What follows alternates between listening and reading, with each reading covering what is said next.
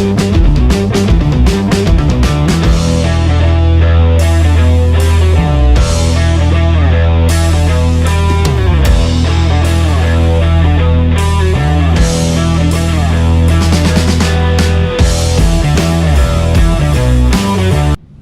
everybody, welcome back to the Board Games Maelstrom. Today I have a very special episode of No Meeples Required. Well, I don't know how special you'll think it is, but it's a little bit of a heavier Euro. I'm not sure where it is on the heavy scale as far as Board Game Geek, but the game I am talking about is, hopefully I'm pronouncing this right, this is Haspelknecht by Thomas Spitzer. It's 2 to 4 players, ages 12 and up, and it takes about 90 minutes. I played this game with my 14-year-old and my 16-year-old, and they were able to grasp it. So even though it's a little bit heavier, you should be able to play it with teens or upper teens. It does say 12 and up. So we're going to go down to the table, and we're going to take a quick look at Haspelknecht. It is the story of early coal mining, and it's not as boring as you might think. It's actually a pretty neat game. A lot of decisions. I'm telling you, it's something you should take a look at. I'll get together with you in just a second down on the table. Alright, welcome to the table. Welcome to No Meeples Required, or Meeples Not Required. I still haven't settled on a final name yet. But this is the setup for Haspelknecht. This is a 2-player setup in the board and in this board, but there would be another player mat out here. This is your personal little farm slash coal mine. And first of all, a disclaimer, this is not going to be a complete teaching of the rules. This is just going to be a quick overview to see if maybe this is something that may be good for you. What you do on your turn. This has a very unique choosing system. Each of these discs on this board here, which is set up for 3 players, each of these discs on this board represents an action you can take. The brown discs represent a wood action, which you need wood in order to fortify your mine to be able to dig. You can't dig in a mine without wood beams holding it up.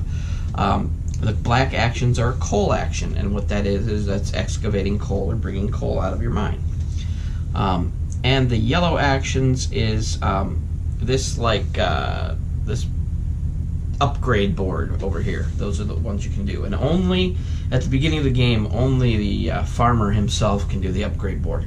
It's a worker placement game in which you are starting out at least with these 3 workers. You have like this hired hand, you have the farmer, and you have the assistant, the farmer's assistant over here.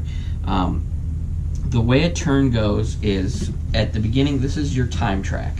At the beginning of the year, everybody takes on water. So all players would have to put a water in their mine. Now, why this is significant is, if you have 2 water in your mine, you can't excavate anything. You have to get the water out of there first. This hired hand can use an action, which you have to pay for with one of the yellow discs, or food, or a money, can bring up 2 water with one of the actions, and you get 2 actions when you choose this guy. The next thing you do is you bring the marker of the season to spring. And in spring, the players, depending on the player order chosen, will take turns selecting one of these 3 areas. If you choose the top or the bottom area, you're going to be taking on extra water. If you choose from the middle area, you can just take from the middle area. What you do is you take the discs of one color on your first grab. You take, like say I wanted to go with a coal action, I would take all 3 of these coal discs and I'd set them over here on my first grab wheelbarrow. You can't have a total of any more than 5 discs, so the next time I grab, I would be only be able to take 2. But the way it works is, let's say the players I was playing with, this one wanted the wood, so they would take the wood actions, and then this player really wanted food, so they didn't care about taking on extra water, so they would take the food. I'll just set these off to the side. They would take the food, and then they would take an extra water on. The next time, it would be the same thing, only there would be no penalty from any way you would grab. You would just take all of the discs of one color from each of those. And you can take 2 different colors. Sometimes it's good to take the same color if you have a lot to do in that area, because if you have your workers, your farmer and your farm hand, if you have them doing the same action, you get a bonus action. Now, like all true Euros, this is based on victory points. One of your little discs will be on the victory point track along with your opponents, and it will move around as you pick up victory points. This goes 3 seasons, and after everyone has their turns in those 3 seasons, it'll go 3 years around this thing. It goes spring. Choose your actions, choose your discs and your actions, and then you will perform your actions. Then it will go into summer, choose your actions, then you will perform your actions, then you'll take on more water going into fall, then you'll go to fall, choose your discs and actions, and then fall, perform your actions. And then you get to come here where you will get paid. You can sell off your coal to get victory points. After that, you would come to where you have to pay the nobles in winter, and that is the first year it's 2 food, the second year it's 2 food and 1 money, and the third year it's 1 food and 2 money. And if you do not have the payment to pay, taxes, I guess it would be, you take on one of these debt tokens, and these are minus victory points. The more you take, the higher the minus is.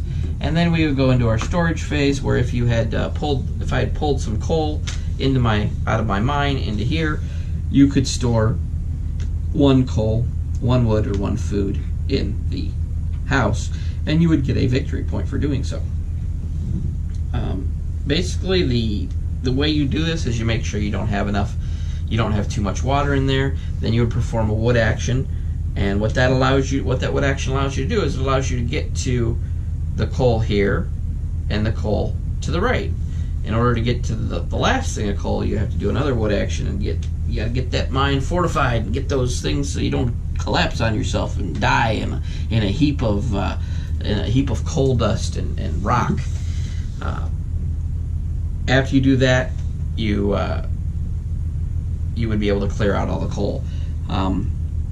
In the first year, if you were able to clear out your little mini mine in the first year, you would get 2 victory points. If it takes you till the second year, you only get 1. Now, once let me look over here and find the piece that I'm looking for. Once you have this cleared out, once you have all your stuff cleared out of here, you would replace it with this tile. What this tile does is it gives you an extra worker.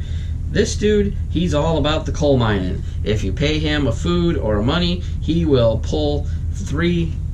mine 3 pieces of coal out of your mine, as long as you have wood supports to do so. It's a little bit different on this when you get down deeper. When you mine something, it comes off to the side here, and then you must use this gentleman, this hired guy. You must use him to pull the coal up out of the mine and into your farm. So there's an extra step there. It makes a little, and the decisions are interesting. The more places you mine, the more victory points you get, the more perks you get for the stuff that you can. You can collect various things on the board by using, and I have some of this upside down. You can collect various things on the board by using, and get a lot of perks by using your farmer action, which is to place whatever discs are required up here to do these actions, and each of them do different things. Like, for instance, here the pickaxe allows you to replace your current farmer token with an upgraded, let me go ahead and grab one of these so I can show you, with an upgraded farmhand, and that also allows him to come up into here and do this action. So if both of you were to do these actions, you would get a bonus action. A lot of these give you little tokens that allow you to collect more victory points down in here, because at the end game scoring, per the tokens that you've collected up in here and how far you've mined down into the mine down here will determine extra victory points, which is a pretty cool thing.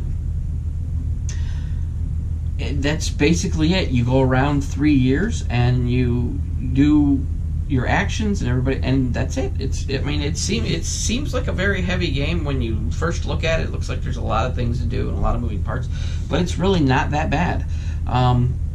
When you another thing, when you go from a season into a season where you're going to be choosing again, what you do basically is you move the 3, and these would be cleared out a little bit more, of course. You would move the 3 from this area over into this area, and then you would draw randomly tiles from this bag to fill things up. There has to be 6 in each of these and 3 in each of these, and you just randomly draw them and place them in there, and then you'd be ready to go again for the next season. One thing I wanted to also go over with you guys is how the turn order works. This marks the seasons. Everybody who's playing will put a turn marker randomly determined at first. As you collect your discs in order to do your actions, what you're going to do is you're going to count the value of the discs. Food discs are worth 3, wood discs are worth 2, and the coal discs are worth 1. You're going to add those values up, and that person with the most is going to go last. Second to most goes second, and the least goes first. So sometimes it can help to be a little bit less than everybody else, because you'll get to go higher turn order. So it's an interesting little thing how to determine the turn order. But it's just something that it's unique about this game. I thoroughly enjoyed this game. I didn't know if I would. I wanted to get into some heavier Euros because I think that I like a little bit of a brain burn, and I like to be able to try and do things that are a little bit difficult. But I was able to pick it up very quickly, even through just the instructions. So it's a game that if you're interested in not specifically the theme, because I mean the theme is there a little bit, but not specifically a theme. But if you want something that's a little thinky, not a lot thinky, this doesn't really kill you, but there are some decisions to be made for sure. If you want something that's a little thinky, and I would definitely go and pick this up. And thanks everybody for tuning in. If you like the stuff that I do, please subscribe and like my videos. I need lots more subscribers. I'll be covering Origins again this year, God willing, and I'll be able to bring you some more content from Origins, hopefully some more interviews and some more game previews as I walk around Origins as press this time instead of just an attendee. But I want to thank everybody for tuning in.